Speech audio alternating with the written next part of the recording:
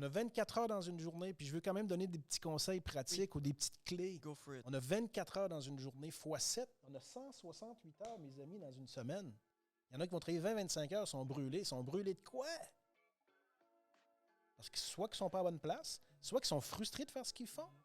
Autre conseil pratique, il y a toujours un 4 heures dans notre 24 heures. C'est la zone la plus payante. Là, j'y vais sommairement. On travaille 8 heures dans le commun des mortels. 8 heures.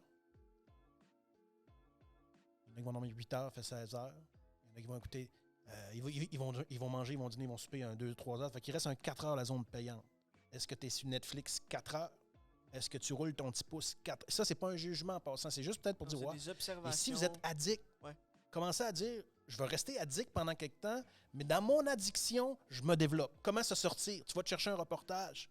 Fait qu'au lieu d'écouter 8 Netflix ensuite, tu dis, je vais écouter un 20 minutes qui va me sortir, comment sortir de mon addiction. Après, j'écouterai un Netflix. Après, j'écoute. Fait que tu vas te servir de ta zone payante, ton 4 heures par jour. Mais le 4 heures, là, si vous êtes pris dans une addiction, là, je m'adresse à ceux qui sont coincés. Qu'est-ce que vous faites de votre 4 heures de zone payante? C'est celle-là qu'on brise. Et c'est celle-là qui va peut-être te permettre de passer de 8 heures à 7 heures de travail ou à 6 heures. Mais encore une fois, c'est de le reconnaître.